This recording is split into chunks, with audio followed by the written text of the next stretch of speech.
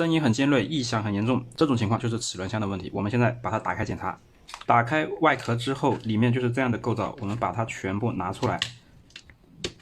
然后呢，我们分离电机，电机只要往左旋转，它就拿出来了。我们现在一层一层的来拆这个齿轮箱，看看故障在哪个地方。好，把它拿出来，最上面的一个齿圈没有错，然后齿轮没有错，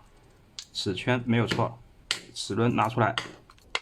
现在就已经发现问题了，这个齿圈它是负责调速，我们在切换快慢速的时候，这个拨杆带动这个齿圈上下移动，然后我们粉丝的这一个钩子呢，有一边没有勾到，这一边是勾到的。我们现在把这个取下来，我们这个齿圈呢，它这里是有一道槽的，正常的情况是这样子的。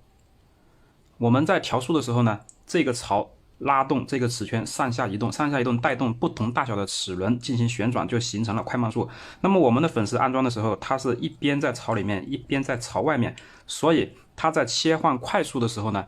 有一边就产生异响，就是我们的齿圈的外侧这个凸起来的地方跟钩子产生摩擦，这个就是异响的来源，应该就没有其他问题了。好，我们现在呢把它全部拆下来进行重新打油保养，直接倒出来。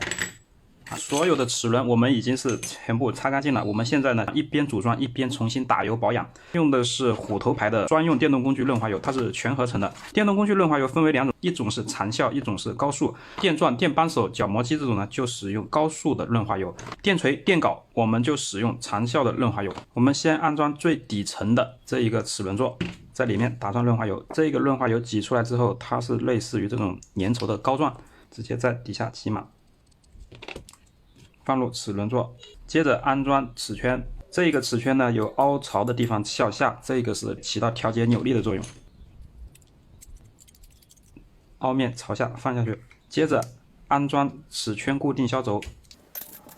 接下来安装的是小齿轮5颗，先放进去再打油。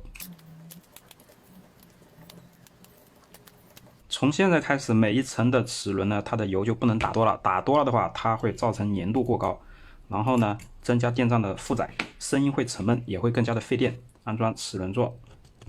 这个油不抹开没有关系，一会儿转起来的时候呢，它就会均匀的散开了。接下来我们就要安装这个调速齿圈，这个调速齿圈它是一面平一面凹，平的这一面朝下，凹的这一面呢，跟最上面的齿圈的凹进去的地方它是对应的啊，这样是可以锁死的。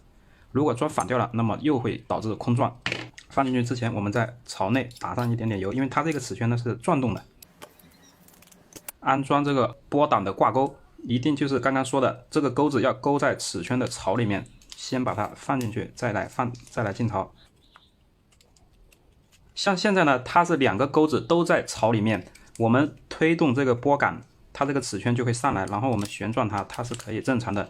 转动，这样是没有问题的，也不会脱槽。那么这个就是安装正确了，我们把它放下来，接着安装齿轮，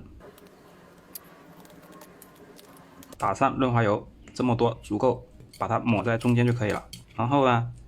安装齿轮座，中间有一个销轴，然后安装最上面的齿圈，安装最上面的齿轮，再打上润滑油，这么多油已经是足够了。现在是这一个齿轮箱盖，这里对应这个槽放进去之后呢，旋转它就已经是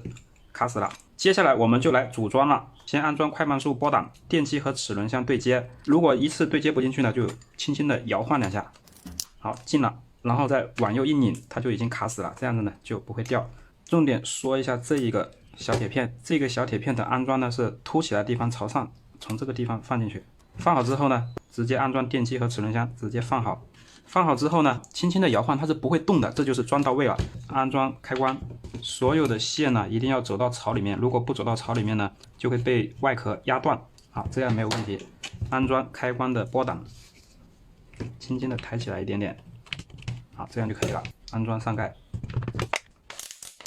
没有问题。通上电源测试，我们现在调的是快速，声音非常的正常。我们现在调的是最大的扭力，用手抓住。抓不住，调小扭力，正常慢速。好的，朋友们，这个电钻呢，它的故障就已经解决了，异响的原因就是调速齿圈有一个钩子没有勾上。好的，感谢大家的观看，感谢云南昆明粉丝的支持。